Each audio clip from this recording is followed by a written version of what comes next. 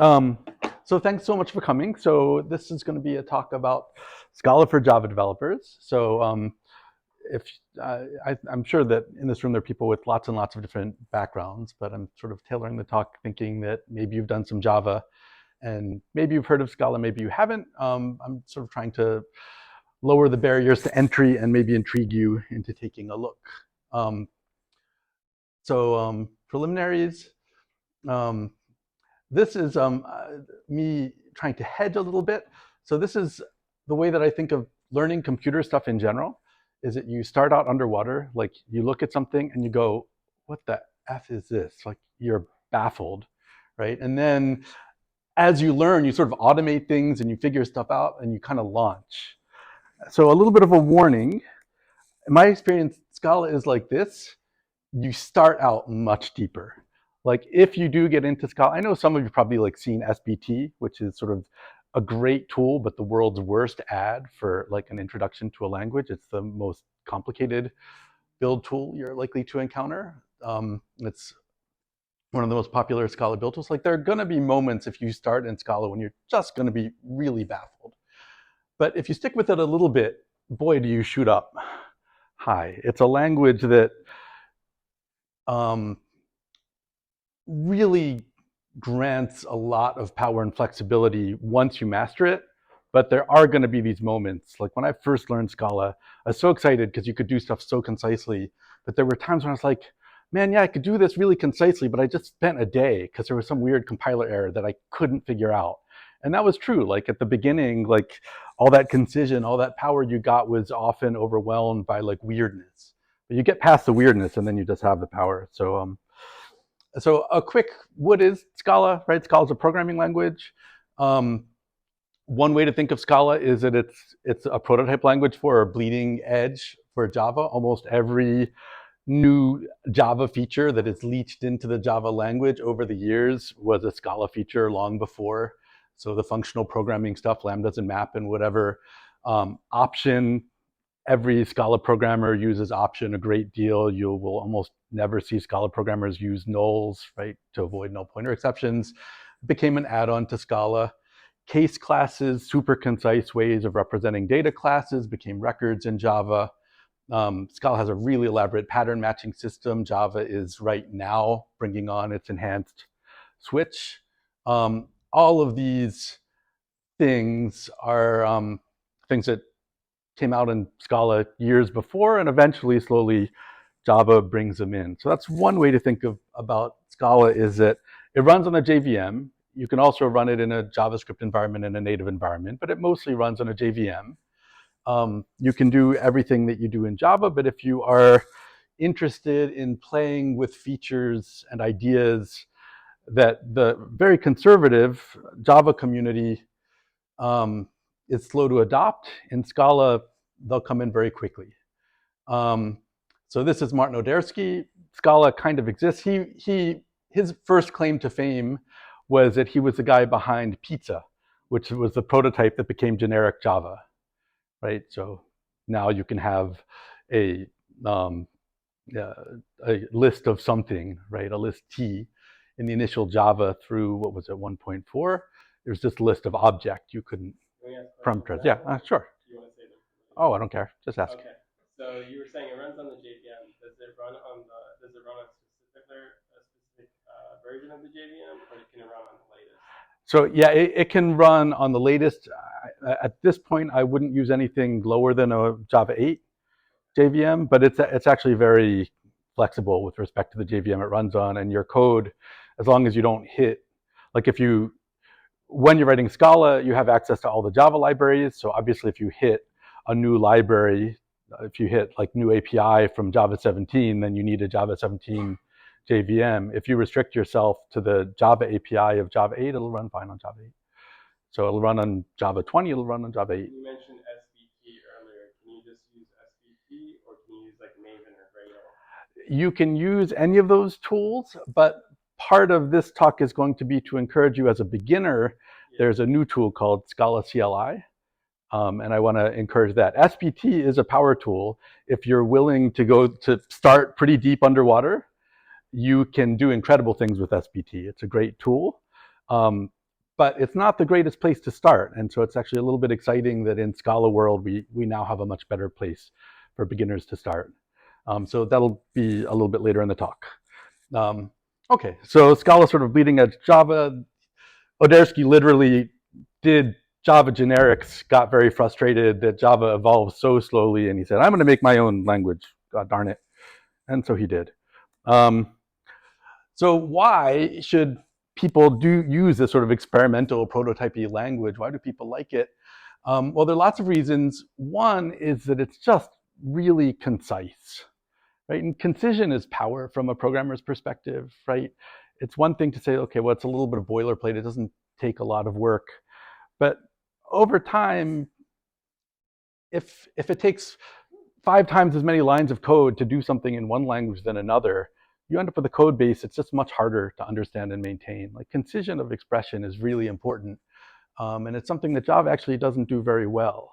Right? Java is a language that is very regular. It's very easy to interpret, but the cost of that regularity is a lot of verbosity. So Scala makes an opposite set of choices about that. Another thing about Scala that's important to know is Scala really brought functional programming to the JVM. Now there are several options. We have Clojure too as a good functional language on the JVM.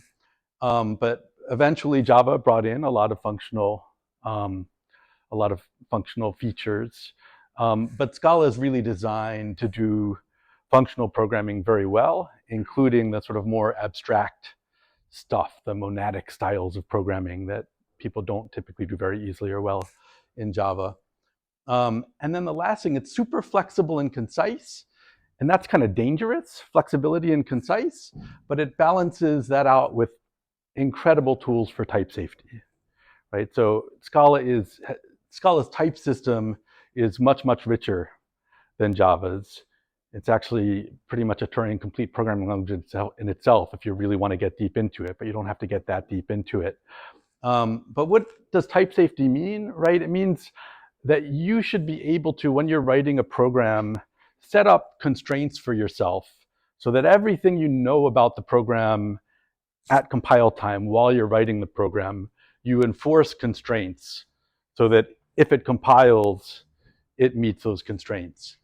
A rich type system just lets you think very carefully about like, what is it that should be allowed to happen and what shouldn't, and let you set things up so that you're going to screw up when you code. The compiler should help you out with that. You're in a dialogue with the compiler. Yeah. Can you break down the Scala jargon for Java? Yes. Yes, so that'll be a slide up ahead, but to get ahead, the whole JVM ecosystem is one way or another interoperable. From Scala, you can pretty much just write Java directly. Java APIs, straight Java APIs, you can interact with directly from Scala. Going the other way around, from Java to Scala, you have to write facades that restrict. Scala has a lot of features that Java can't duplicate, so you have to write simplified facades to hit your Scala libs from Java. But yeah, it interacts very nicely with the whole Java ecosystem. So you have the whole set of libraries to work with. I got into Scala in large part. I was a Java programmer from the mid '90s. I have libraries and libraries. I still use libraries I wrote in Y2K Java libraries, and I hit them from my current Scala work.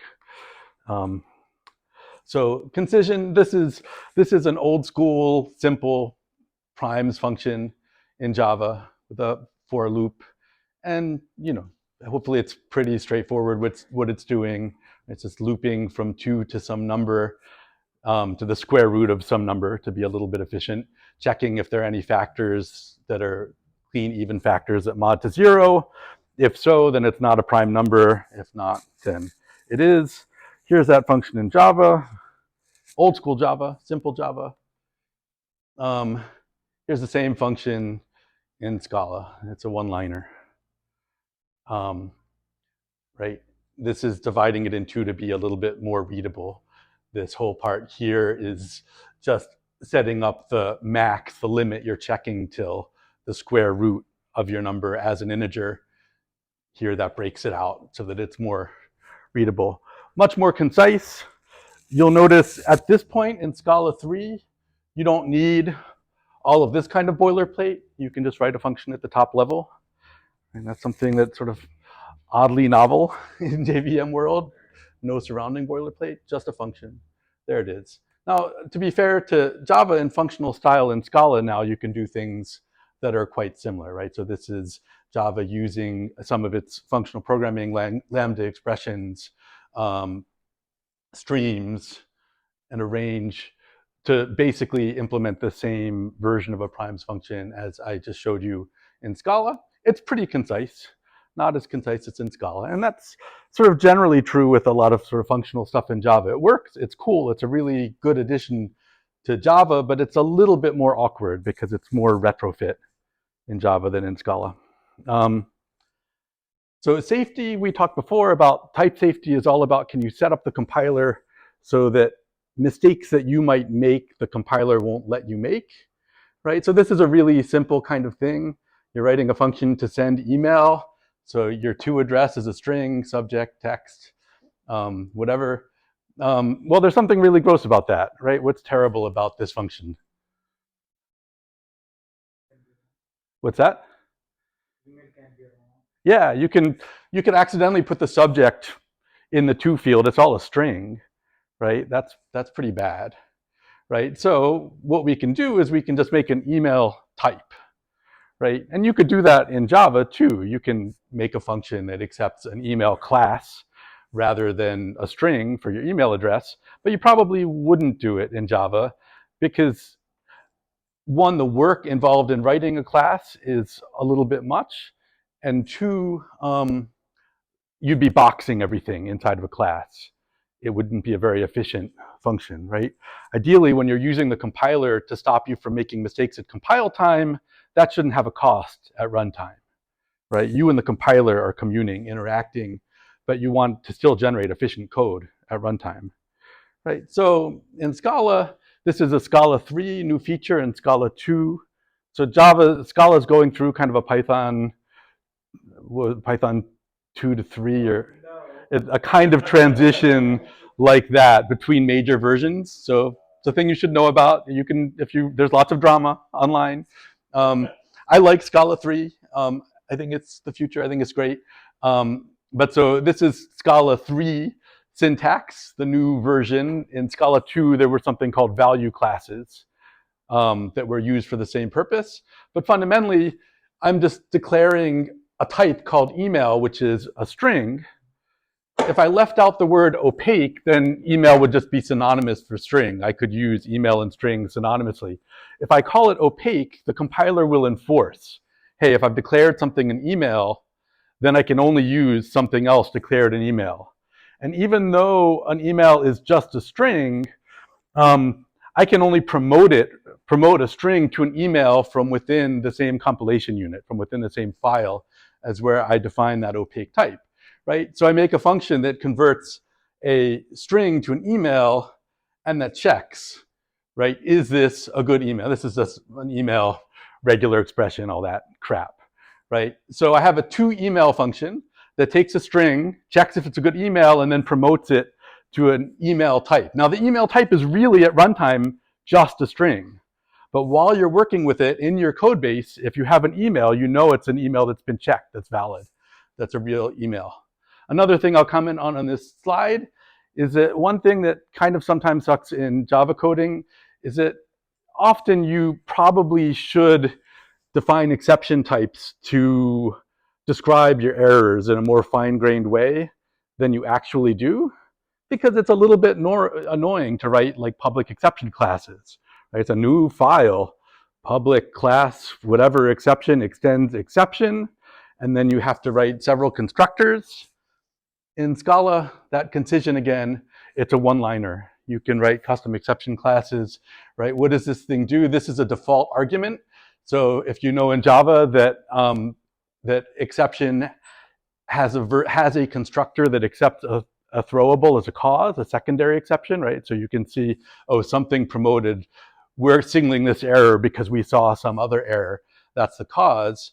In Java, if you want to support that, you have to write multiple constructors, one that just accepts a message, one that accepts a message and a cause. Here, if I have a default argument, I can call this exception just on a message string or with the cause. So I'm getting both of those constructors all in one line. Here I'm calling the superconstructor with a message and a cause, right? So I, in my typical code, end up having a file that looks like exception.scala. Again, not so boilerplating. So Scala doesn't enforce it's got to be the same name as any public class, only one public class per file kind of thing. So I'll make like an exception.scala, and I'll have like a list of 10 of these things, right? Just all the things that can go wrong. And then it's easy to deal with errors very selectively and to give myself the information that I'm going to need to deal with those errors. Okay, this one is a little bit weird and controversial. So Scala allows for these very abstract category theory inspired functional programming styles. This one is called tagless final, and people love it or hate it. There's a whole ecosystem in the Scala world that like advertises itself to the world as you should hire us because we do tagless final, because it's so abstract and maintainable. And then other people are like, oh, it's so unreadable. Why would you do this? But I will point out to you why it's a little bit cool. I'm not a huge fan of tagless final style, but there's something interesting about it. So it's, as you can see, it's kind of very generic. It is kind of hard to, what the hell is F underscore? What's that about, right? It's a generic type. A checkout, like it's not like a list of something. Why does it need a generic type? It's weird, but it's kind of cool. So in this style of programming, the way to understand what F is as a kind of runtime or interpreter. Right? And what is cool about this description, so this is supposed to be like a shopping application, a cart, right? So you're going to have a shopping application, then people are going to be able to process payments from it. Well, this is written so abstractly that you don't really have to know what F is, what interpreter it's running on, what engine it's running on. All these things after the colons are telling you the things that need to be implemented for that interpreter. And anything that implements being able to put a task in the background, a certain logging interface, a retryer, monad throw as a way of error handling, you can write lots of different interpreters. Any interpreter will run this language.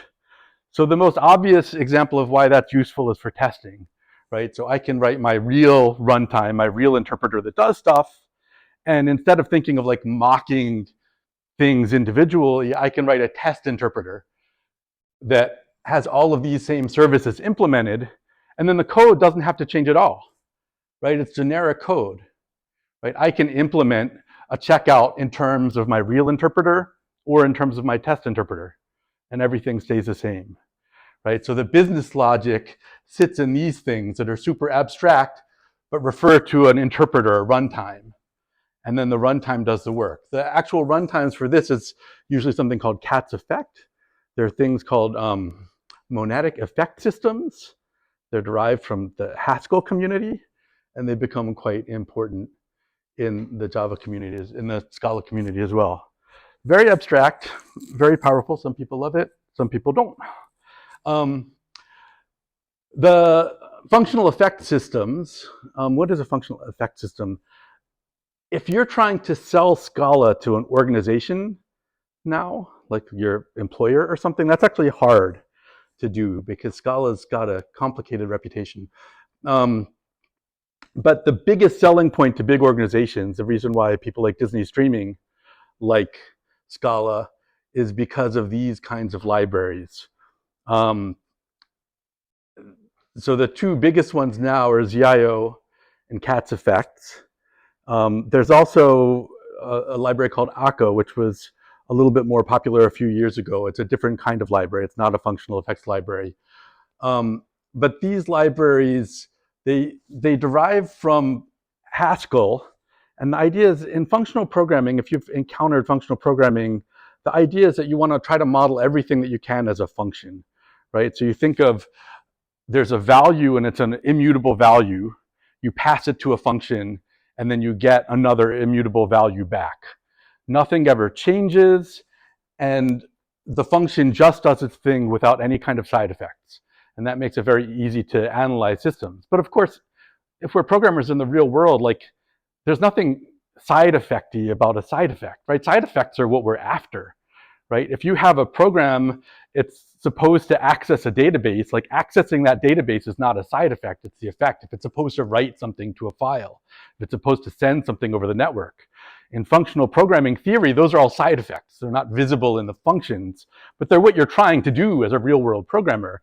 So the Haskell weirdos like came up with this like brilliant, crazy, stupid, brilliant idea, which is to say, well, what if instead of printing something to the console, we just made a thing, we'll call it an IO, that would print something to the console if it were run. It's a description of a side effect. It's not running the side effect. It's just describing what it would do if it were run. And then we could string together those hypothetical side effects. But as long as we're organizing the effects, we're still in functional programming world, right? Those descriptions are immutable descriptions of writing hello to a terminal or something like that. So we can structure a whole program in terms of hypothetical immutable effects. And then once we get the program as we want it, then as kind of a last afterthought step, we can actually unsafely run it and hit those effects. So that's the idea of a functional effect system. It comes from Scala. It's from Haskell. It's a way of trying to square the circle between this very pure world of functional programming where everything is a function and immutable and pure and needing to do things in the real world. But it turned out to have some really very practical advantages. The practical advantage is once you start stringing together bits of your program as like, oh, this is an effect that hits a network service and processes a payment, right? Well, then once you have a thing like that, you can say, well, what if we have an effect that is also a thing like that, but that retries it 5 times and that logs it this way? All of those things sort of describe the same effect. One is just more resilient than the other, right? Maybe, what if we have a thing that does the same thing, but does it in parallel rather than all at once? So what turned out to be really useful about functional effects is that they're very transformable. If you describe a large system in terms of functional effects, you can start building in much more concurrent and much more robust versions. You're busy reasoning about the structure of the system before you ever run it. And then you attach it to a runtime, as we saw in the previous slide, and then the runtime does it for you. And it turns out this has been extremely successful at just making very scalable, very resilient systems. It's got a cost from a programmer's perspective. Functional style program, like being able to just say print something is cleaner and easier than saying, no, here is my IO monad that would print, right? I'm gonna make an object that represents printing hello to a console, right? And then in the end, someday it's a little bit of cognitive overhead. It's not as easy to write, but it gives you this tremendous flexibility about elaborating on transforming, reorganizing, and controlling how your effects eventually get run that make for incredibly scalable systems, right? This is sort of the one thing that it's the selling point of Scala to organizations, because if you need to make like a microservice, a service that is supposed to scale to very large numbers of users, these systems, I think they're probably the best available anywhere right now. But on the other side of that, Scala also, this is less known. Scala is known as complicated, right? So hard, but it also lets you do things quite simply. So that's, I think, for new programmers of Scala, it's really worth playing around with the things that are simple rather than the things that are so hard. Okay, so Scala's collections library, like Java has a collections library, Scala has a collections library.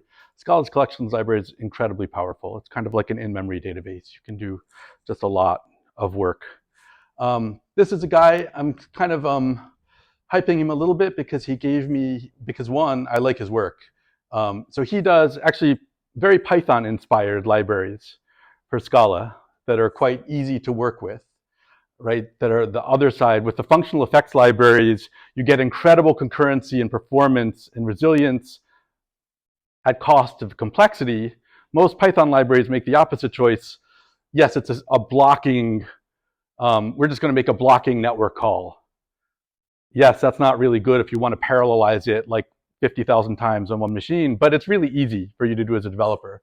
So Lee Hyoya writes a lot of libraries sort of inspired by Python-esque simplicity, but you also get Scala's very resilient type safety, and I think they're a great place to start if you're interested in Scala as a Java programmer or as a Python programmer.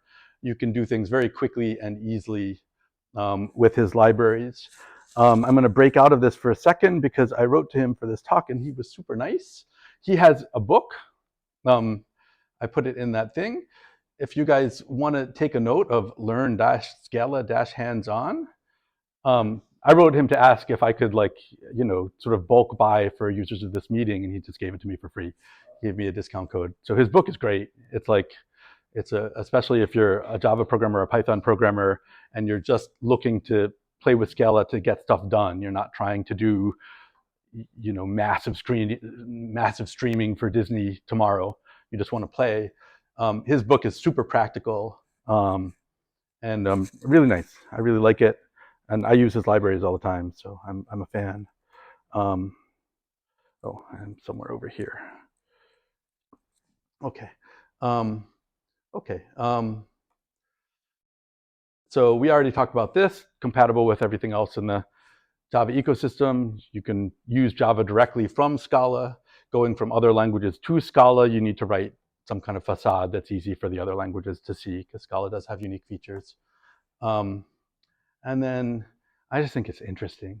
Scala is just full of weird programming language ideas. Again, this is a thing that, like, there's so much drama in the Scala community, especially from people really focused on commercial users, because the choices Java makes as a language, being super conservative, evolving very slowly with very careful committees, like, those are good choices for enterprise applications, right? You're a hiring manager and you got to keep a team who knows how to work with what you're working with. A conservative language where everybody can understand all the pieces of it, that's a real benefit. But if you just like this shit, if you're just interested in programming languages and programming language ideas, and you want to kind of play on bleeding edges and see what you can do and get done, then Scala is the place for you. Scala is a language that often gets into organizations under the radar. Like, what happens, the developer just does something really cool that it would be really expensive for an organization wouldn't have hired somebody to do it. It would have been too much of an investment. And then someone does it really fast and well in Scala, and then all of a sudden it's sort of snuck into the organization, and then it's a problem because it's a language that's hard to sort of organize and maintain. It's a little bit of a mad scientist language, but it's worth it, is my view. I think it's great. So it's a sort of mad scientist lab. It's also very much a metaprogramming language. Metaprogramming in Scala refers to Scala's very rich compile time macro language. So you can do a lot of stuff at compile time. Macro language is too modest a term for it, but I'm using metaprogramming more generally in the sense of, as much time as you are writing something in a programming language, when you're working in Scala, you are really interacting with the compiler very often and customizing the language to your own application. So it is a different kind of experience in a lot of programming languages. It's not just a compiled programming language where the language gives you constraint and you try to get something done within those constraints. Scala has tools, especially the keyword implicit is probably the banner for these tools, that really let you kind of get under the hood and kind of customize the compiler's behavior towards your own code. It's a much more of a dialogue between you and the compiler, not just in, I write the code and the compiler checks it. You customize how you want the compiler to check your code. It's a different experience. So there were all kinds of things I thought I could talk about, and then I'm already out of time. So I'm not going to talk about it all. I just wrote it up as words. There are lots of words here. Okay, so next part of this talk is going to be trying to get Java programmers interested in something. So Scala CLI came out of nowhere a year or two ago. Comes out of a consultancy in Europe called Virtus Labs. And it is a build tool. The way that it seems to me, the way that I describe it, if you guys have done any Go and used the Go command, it's kind of a very multifarious command. You can do Go format to kind of check the formatting of your code. You can type Go and it'll automatically download stuff from GitHub and build your thing. It's not just like a compiler command, it's a build tool in a single command. And that's what Scala CLI is for Scala. So it's one command, Scala CLI, but you can use it to compile, run, package, and publish. You can also run a REPL. REPL is like JShell in Java is the closest thing to a REPL, right? Where you can run code just on the command line and interact with your libraries directly on the command line. I love this. You can script in Scala. You can write scripts in Scala that work really nicely. Last night, I did these slides in HTML, CSS, and I wanted a PDF version of this just in case, because you never know. But the only way I know to get like PDF versions that don't mess up the background, because it's like you're trying to print to paper from browsers, is from Safari. You can export one WYSIWYG page at a time. So I had 30 pages, and I wanted to concatenate them together. And of course, I could go to like Adobe Acrobat and put them together. I realized later in this thing, I'm doing a demo with the PDF box library. It's a Java PDF library. Like, can I write a PDF command? Like, how hard would that be to write a command, a PDF cat command?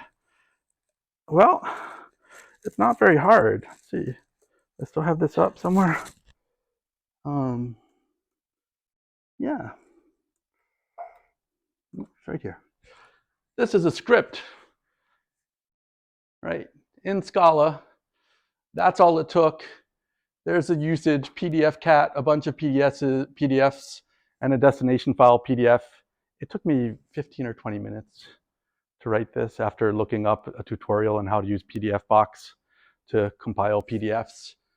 And I can just run it as a command.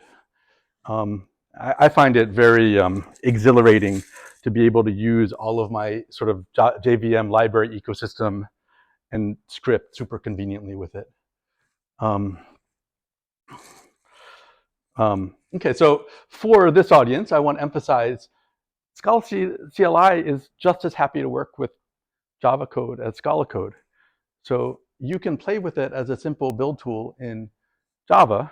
And then as a side benefit, if you're interested, you can mix in the same packages, right? In Java, usually write in packages. If you have a file .scala rather than .java, then the Scala CLI compiler will compile it as Scala. And it's perfectly normal to have mixed Java Scala projects in Scala world, but you can just do Java. You can just do your Java project. There is a tool on the Java side called JBang. It's the closest thing there is to Scala CLI in Java land that I know of. But Scala CLI does everything JBang does some things a little bit easier and more cleanly, and you can mix some Scala in too. So even if you're just playing in Java, I'd encourage you to give Scala CLI a try. Okay, so that's what we're going to do. Let's see where I am. I have an hour and 33 minutes in. So the next step is demos, to just write some code. Why not? That's what we're here for. So we have, I'm going to show you just Java in Scala CLI, very simply. I think I'm going to skip the third one. I don't think there's time. This one is kind of cool, the poemalizer, so we'll try to get to it. But so let's just really quickly try to write a hello world in Java. So I've made myself a little directory here. I'm going to make a hello Java directory. So I won in one of these meetings a license for IntelliJ. So we're going to go ahead and use that. And I'm going to open this directory I just made as a project. So we have home tjog, hello Java. Okay, we're going to trust it. And I made a directory first rather than making a new project because I didn't want IntelliJ to be opinionated about what a project looks like. With Scala CLI, you can just, it's a super simple build tool. You can just take a directory as your source base. You don't have to make a normal build tool hierarchy. Here's my source directory, here's my resources directory, here's my whatever. You can start with this, look, here's a directory, I'm going to put packages, and you can just put .java files right in it. I usually try to be a little bit more formal and use a package. So I'm going to go ahead and make a directory. I'll call it hello, so exciting. And then let's put a file. Let's call it hello.java, so exciting. This is going to be, the most exciting bit of programming you have ever seen. So we're going to put it in a package hello, and it's going to be a public final class hello, so exciting. And it's going to have a main method.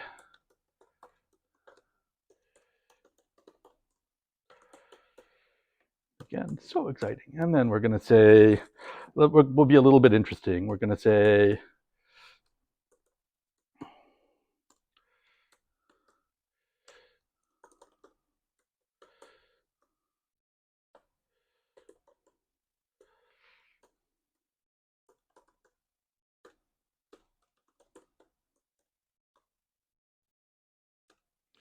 make it big.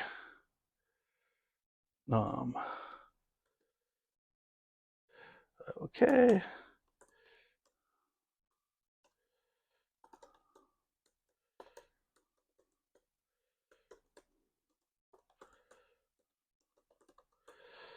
Okay.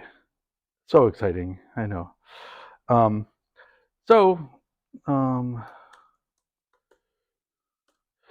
We are going to do Scala CLI, compile, and just here, we're in this directory that we made. I'm going to do Scala CLI, compile, and then just the directory.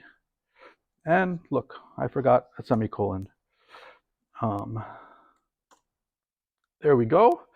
Now Scala CLI, I can say run, or if I don't give it a command, its default command is run. So Scala CLI hello world. I can say Jane, so exciting. There we go. So that's just Scala CLI being used to run a Java program. But then, again, if you guys have done Java for a long time, you know that it's annoying sometimes just to get something deployable for other people to package. So I'm going to say power. This power thing is, I think it's kind of dumb, but because Scala CLI is going to be adopted as the default Scala runner, the default Scala command, they decided that they didn't want all the power tools to confuse new users. So if you want to use the fancy stuff, you have to say power. So I'm going to say package, and I'm going to give it an output name. Let's call it hello JVM. Okay, and now what it's just created for us is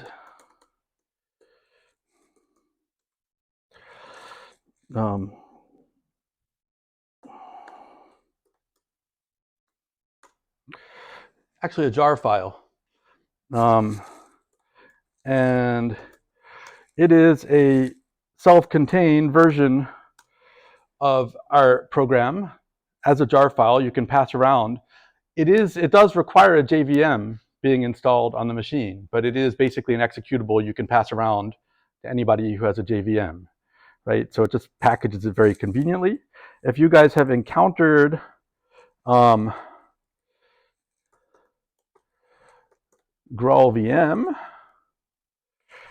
I can do it at the end, it doesn't matter. I can say native image.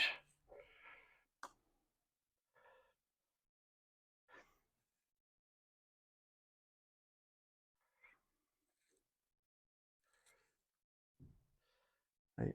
So this is, have you guys encountered GraalVM in Java? Again, there's a lot of inspiration from the Go world, right? A big advantage of Go is that if you write a project in Go, it can have all kinds of dependencies and all kinds of crap, but you get an executable at the end, a single binary executable, and you can just pass that around. You don't have to, there's no other install. There's just a binary compiled for your platform, right? GraalVM does that for a JVM. It packages a virtual machine basically in a single binary. And so now we also have a Hello Native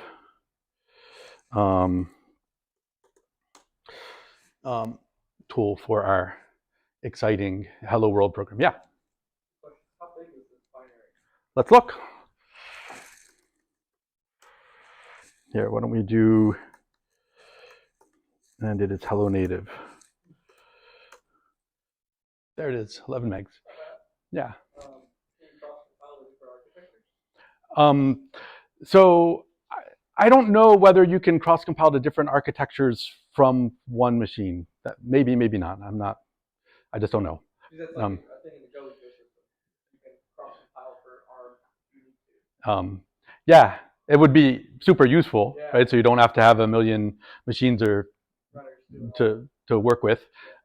I just don't know. I haven't done it. Yep.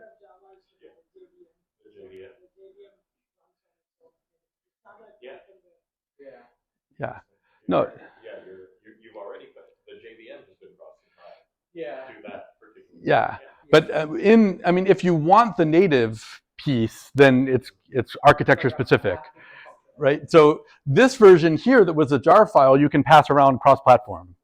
Hello JVM is fully cross-platform. It just requires that whoever you pass it to have a JVM on their machine.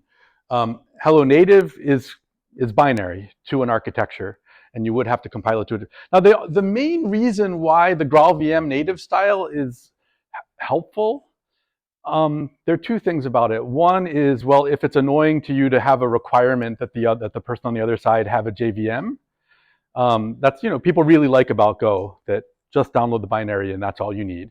So, but most people, a JVM is not an obscure thing in the computing world these days.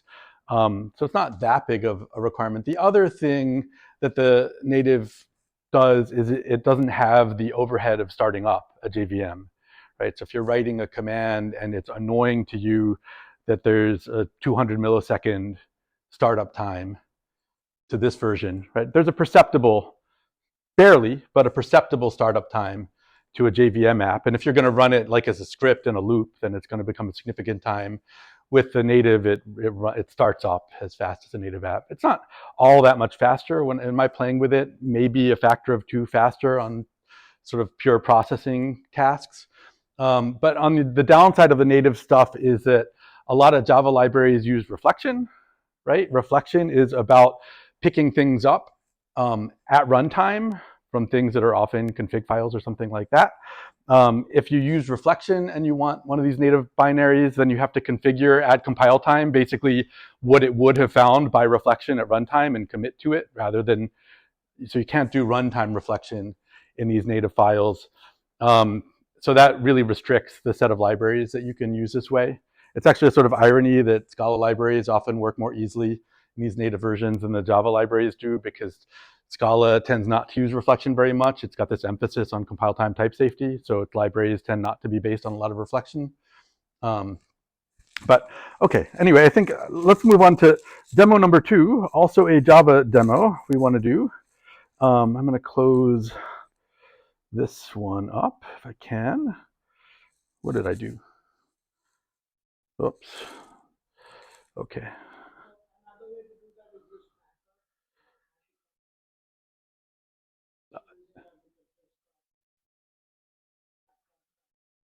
Okay, to native files? Cool. Okay, so the next thing I'm going to make here a hello PDF. Let me see how I'm doing for time. Okay.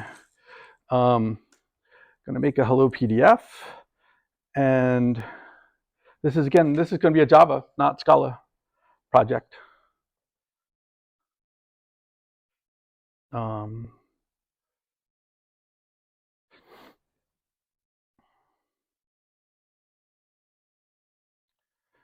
And we're going to new folder at this point. Let's call it hello PDF will be our package. And in that package, we will put a new file and we will call it hello PDF.java. So still Java programming here. Go ahead and give me a Java 17 SDK. And we're going to call this package hello PDF. Oops, and we better use semicolons. So in Scala, there's no need for semicolons, so I'm out of the habit.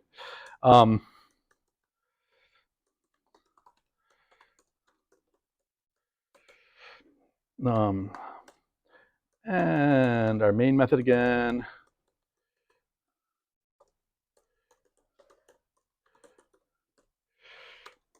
Okay, but I'm not actually going to write any meaningful code here. I'm just going to steal it.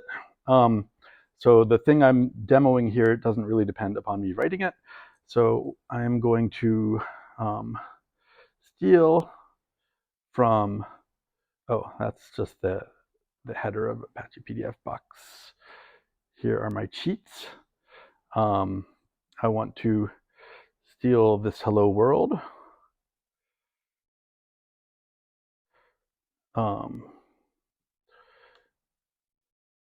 And bring it back into here. Okay, it's kind of annoying that when it pastes, I don't like how it does the comments, but oh well, we'll fix that. Okay, so this is a, let's make it big so we can see what we're doing. This is a hello world program that generates a PDF that says hello. I am going to be annoying about something. There's something just from a Java perspective that is really terrible about this program, and in my Java career has caused me infinite heartache. And I wonder, does anybody know why I look at this code that says content stream close and document close, and I hate it and want to tear my hair out if I still had any? Right? What's that?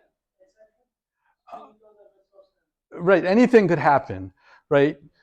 Close should be in a finally, but finally was kind of a failed experiment in Java, right? Because you put finally blocks, but then what if an exception happens before the close in a finally block? So resilient resource cleanup in Java is something you have to do very carefully.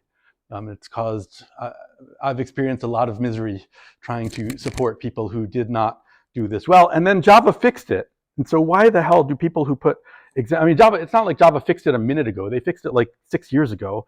And I don't understand why people who do stuff like this don't use Java's fix, which is try with resources. Right now, I don't need the close. Oh, yes, it will. This is me being particular. It's a hobby horse of mine. So I apologize for making you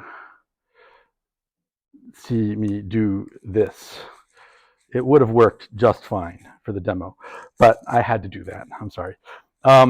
And then I'm going to cheat because obviously all of this stuff is in some kind of a package, but I don't remember what package it is, but I have it here somewhere. Yeah, it's these ones. Okay. Okay, now, so here's our program. Now what's going to happen, what do you think will happen if I try to do Scala CLI compile this, right? Well, it's going to be like there's a dependency, right? There's no build tool. There's no Maven. How the hell is it supposed to know where to get?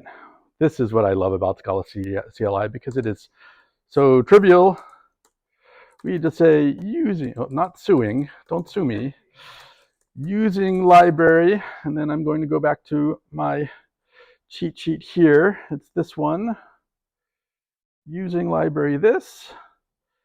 I stick it in the top. So exciting. Now, there's an exception. I'm going to do the cheapest. I'm not going to. I'm so fussy about the try with resources and so unfussy about this. There we go. Compiles. Let's go ahead and run it. And look at that, we have a Hello World PDF. So exciting. But you know, here, I think it's just kind of fun to prove we can do something little that's much too small. So we run it again. Anyway, we have a cooler. Oh, we don't. What did I do wrong? 72. Oh, I said 22. I wanted to say 72. There we go. Run it again. Oh, not that. We gotta run it again. And there we go. Big hello world. So exciting. Okay, so that was that. So the cool thing here, the only reason I just demoed this for you is this, right? You're just trying to write some stupid shit in Java, right? You don't want to set up like a Maven build or an SBT build or whatever build to put in your, just put it like that, as many dependencies as you want. And yes, someday you're likely to outgrow it and you're going to need a more formal build. But when you're starting and you're prototyping and you just want to get something done, just say that. So this is kind of like scripting Java. Right now, you can kind of script Java. Yes, you can. I think in the newer version, I don't know which one I haven't used because we're all still stuck on 8, you know, or 11. But I know in the newer versions of Java, like maybe 17 or 19, you can script in Java too. Yeah, I'm not sure what the dependency management stuff is like, but with this, you know, it's just very, very easy. And these using comments, there's a whole list. So I can say using a JVM version. Scala CLI is just very adept at downloading for you in the background what it is you need. So you can specify what JVM you want, the version, the provider. You can specify lots of stuff in that using. There are lots of directives and just run stuff. So again, just if you're a Java programmer, if you don't care about Scala, I recommend you take a look at this. It's just, as someone who's been in the Java world for a long time, there's just always this little headache, right? About like, okay, I'm trying to do something, but before I can get it done, there's got to be this structure. Back in the day, it was, you know, with Ant and some XML file, and now it's, you know, now I mostly use SBT as a build tool. But there's something you have to set up before you can. There's no instant gratification. With Scala CLI, even in Java, there is very instant gratification. I think is pretty cool. So, Oh, so right now it didn't really create anything, but all I have to do is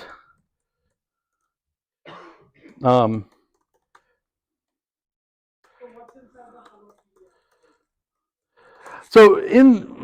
the Hello PDF folder. I'll show you that in a second. The Hello PDF folder is just what we wrote.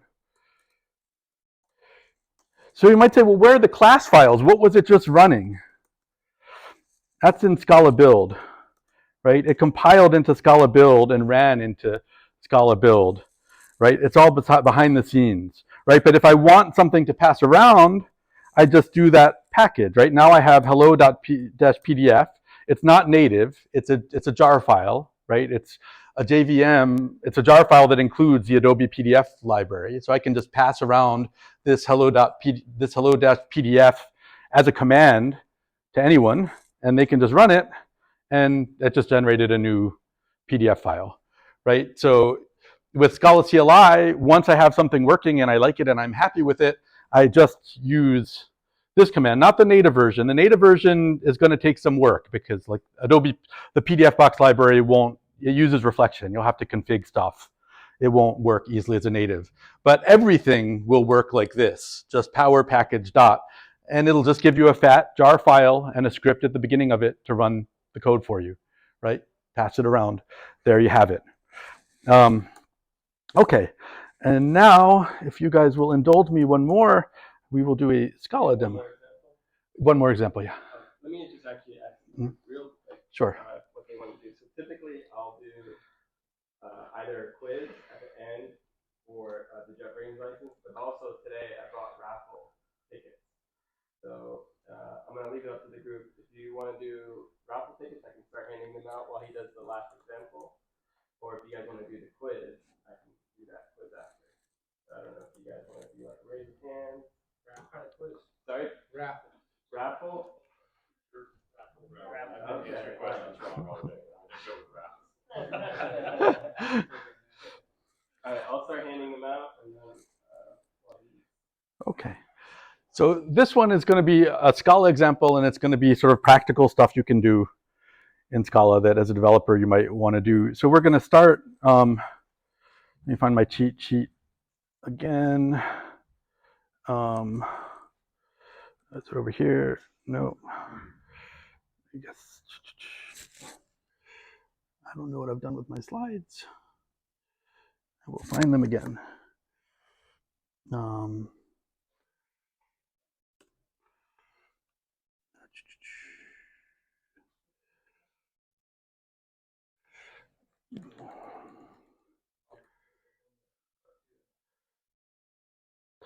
Okay, so we're going to hit a JSON API. So the JSON API we're going to hit is a poetry database online. And so let's just curl it and see what that looks like.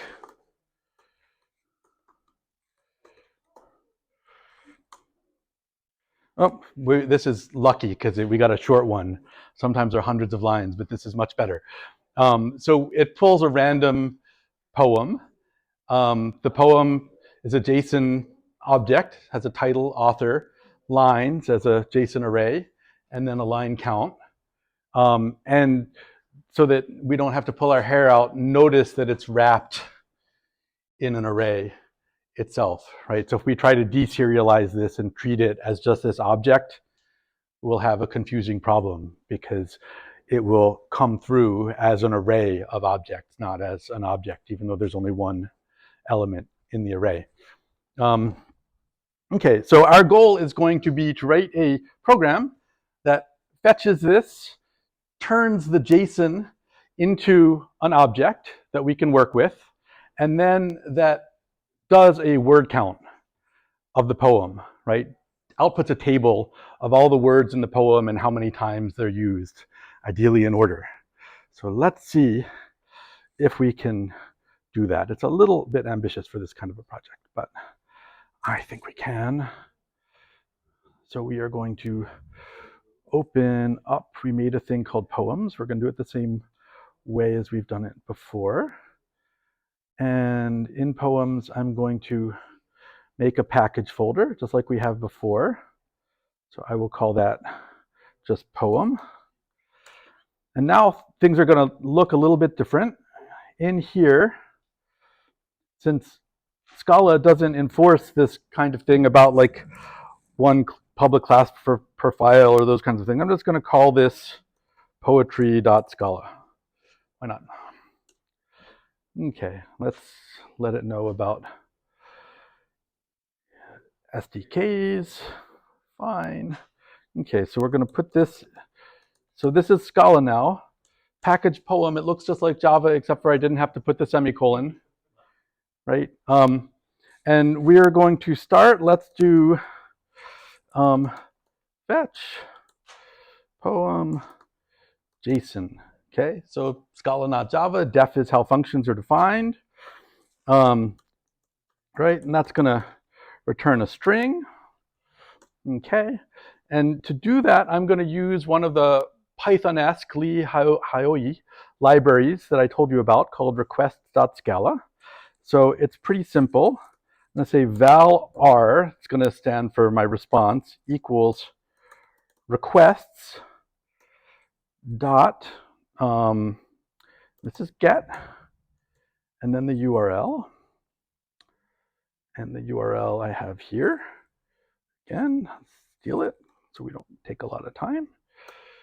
And that gives me a requests object, and then that object has something called text, like that. Let's make this big. And that's it, right? Now, that's a library that I'm using. So I say that's it, but I'm kind of lying. Whoops. Because this is the requests library. So I'm going to just say using library. Okay. I want to call your attention really quickly. This looks like what we've done before with Adobe, but notice there are 2 colons rather than 1 between the group name and the artifact name. Okay, that's a Scala thing. You'll see it in almost every Scala build tool. The reason is because Scala libraries are not always compatible across Scala versions. So an artifact gets published for each Scala version. It used to be for each 2.1, 2.2, 2.3. Now in Scala 3, it's just one artifact for all of Scala 3. Scala 3 is more binary compatible with itself than Scala 2 was. But the actual artifact on Maven Central here is going to be request_3. But in order to, that would be a maintenance nightmare. Every time you change version, you have to change artifact. So Scala build tools all have a double, whatever their delimiter is, convention. That just means take the artifact name and choose the right version, right? So that's why we have the double colon there. So let's see this. You might wonder why I'm not importing a package. This is, again, sort of a Lee Hioe philosophy. The package is just requests. So you don't have to import a package. So let's see how we're doing so far. Look at that. So we have theoretically fetched the poem. Okay, now we're going to do some deeper magic, and we are going to do def to. Oh no, we have to define the poem object. So this is bread and butter Scala here. And if you recall, a poem had a title. It had an author. It had lines, which was like a list of strings. And it had line count, I believe, which was an int. Okay, so that's a poem object. Again, in Java, you have something like this with records, right? But this, in pre-record Java, a case class means a class where for each of these things, there is a getter defined, right? So I can refer to title or lines, and there's directly, I don't need to say get title or get author, but there's actually a method, right? It's an immutable object. All of these things are basically exposed as public immutable fields on the object, and there's an equals and toString method automatically defined, so it's good for hash tables and other things like that, right? So this is bread and butter Scala. You can do it now with records, right? Java records crib this from Scala, but it's so much nicer than either writing out these stupid value classes yourself or relying on an IDE to generate a lot of boilerplate for you. This is it. That's the record, and it's very concise. And so now we're also going to do a little bit of Scala magic. I'm going to use another library. It's also another Lee Hioe library. And I'm going to steal it. So upickle is a JSON library. Scala has too many JSON libraries, but they work in similar ways. And I am going to have to import for this.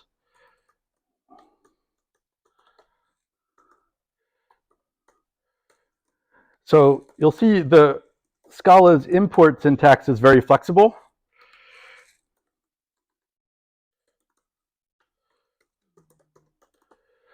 Okay, so this is an import statement just like one would use in Java. I'm making the name read writer available from that package. And there's also a read function defined directly under upickle.default. So again, in Java, there's never a function defined directly under a package, but in Scala, there can be. So read is just a function defined under upickle.default, but just for the hell of it, I have aliased it to JSON read here, so that we can refer to it that way. And this is using Scala's macro capabilities. I just say derives read writer. Oh. Why did it? I would have preferred that it not autocomplete that way. It makes me nervous because I don't know why I didn't see the import. But let's see. See what happens. Okay, so now I say to poem from JSON text. And this is going to give us a poem. Right, so again, like syntactic things, the return values come after the colon. on the right-hand side rather than left-hand side. It's a little different from Java.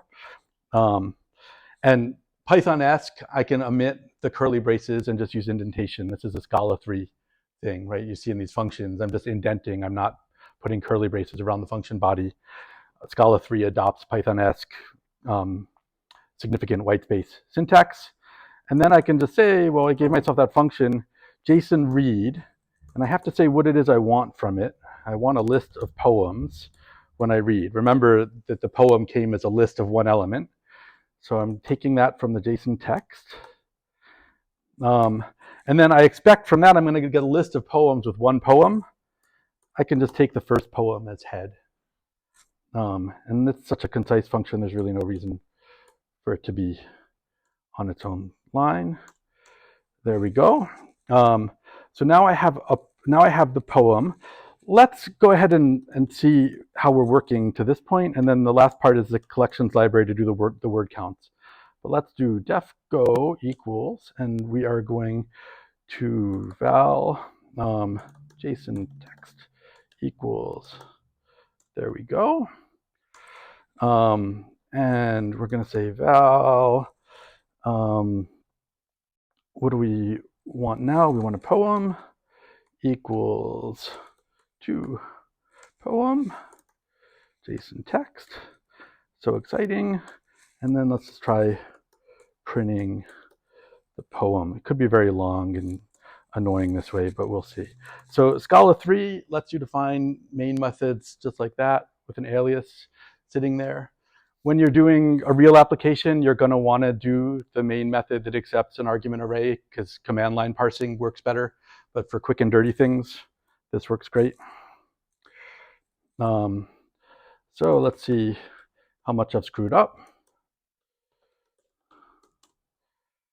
Oh, apparently not too much. Let's run it and we should see something ugly because we're not formatting that object. We're just, so there's the poem.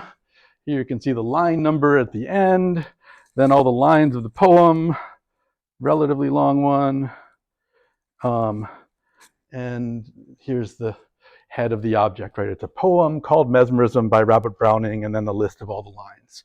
So it works up to this point, right? Pretty easy for hitting a JSON API and converting it into an object. Now the more challenging part of this exercise is the word count table. Right? So we're going to take a poem and we are going to return an immutable sorted set of tuples, right? We're going to want tuples of a word and an int, and we're going to want it sorted from the most used words to the least. Now, how the heck are we going to do that? Well, the first thing we're going to do is use a regular expression to parse out the words. So Scala has these multi-line strings. So this isn't a multi-line. There's no, you might say, why the heck am I using a multi-line string for a tiny string? Well, the reason is it doesn't escape that, right? So again, if you've worked with regular expressions in Java, you get these annoying, a million double escaped, double backslash to escape the backslashes in your regular expression.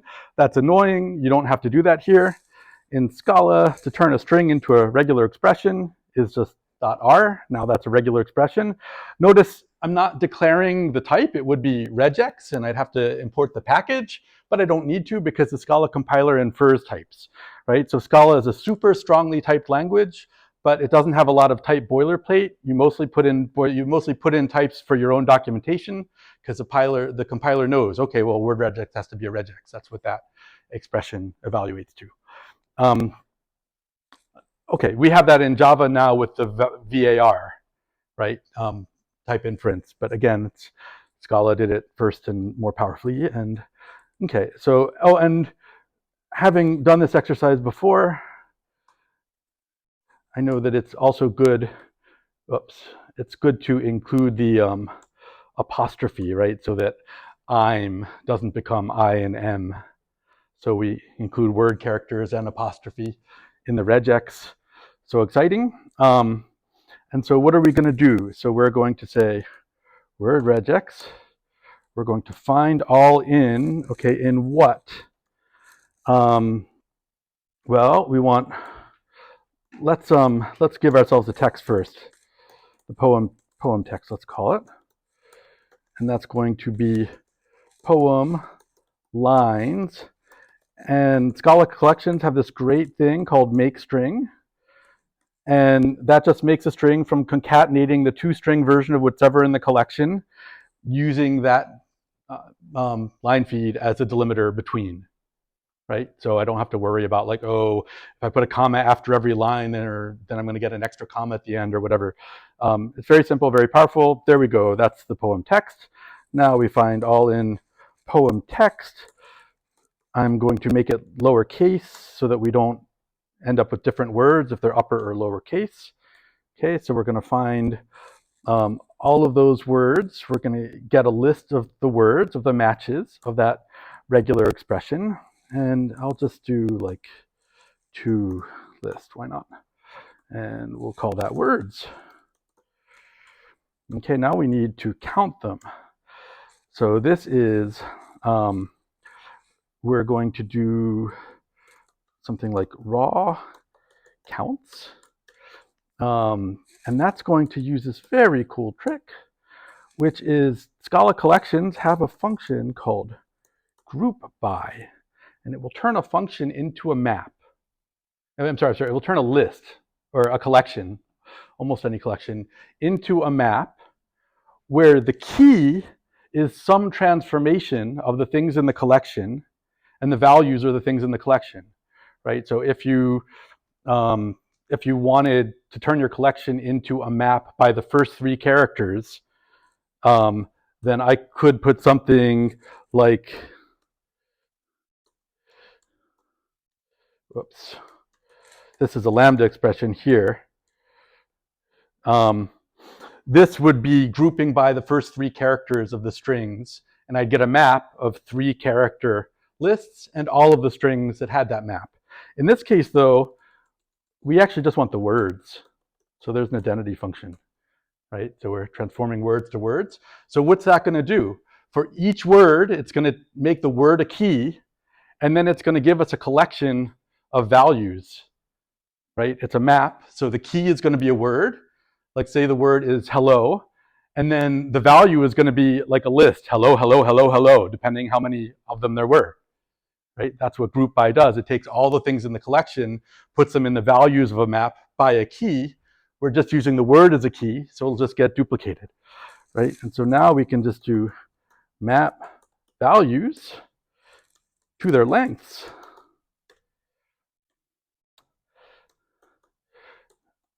And now we have a mapping of keys to ints as lengths. So I think that's pretty concise. Now the most annoying thing in this exercise is we want those key value pairs, which we can model as a tuple. So in Scala collections, you can think of a map as being a mapping from keys to values. You can also think of it as being a collection of tuples. In Java, the same thing, it's binding in Java, right? You can treat a Java map as a collection of bindings. So we can treat a map as a collection of tuples where the keys are strings and the values are ints. The problem is that we want them ordered. Scala tuples have a natural ordering, right? Like it's like they're comparable in Java.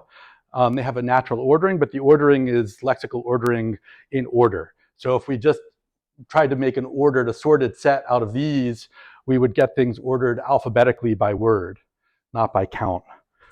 So what are we going to do? We're going to say val. Is it all right at the end there? We're getting close to time. Oh, how far am I? Am I over? Oh, yeah, I'm 15 minutes over. I'm terrible. No worries. Yeah, okay, then here, let's just, we'll just let it be a set. We won't order it, and then we'll print it. Sorry about that. No worries. Actually, we'll just let it, It's all great stuff. we'll just let it be a map. and then we'll print the map. So, and we'll go, so we have val counts equal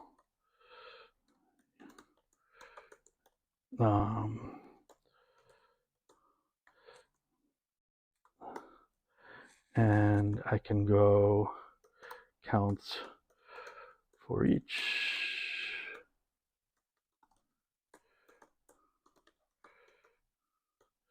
Sorry, I did not realize.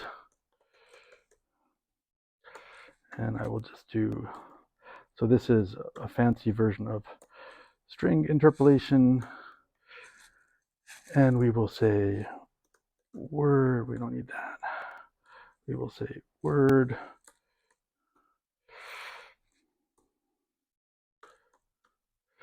And we will say count.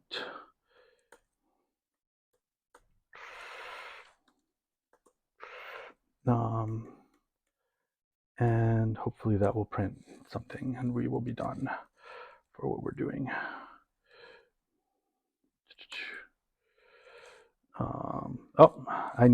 So I called it an immutable map. This is a matter of style, but in Scala, the collections are divided into mutable and immutable collections. And I just import by Scala collection, and then I can refer to it as immutable.map. I could also have imported Scala collection. And what do we have here? Yes, mapple. We're a map, not a set now, so it doesn't contain a tuple. Strings to ints. Okay. And I screwed up one of these. This is what I screwed up.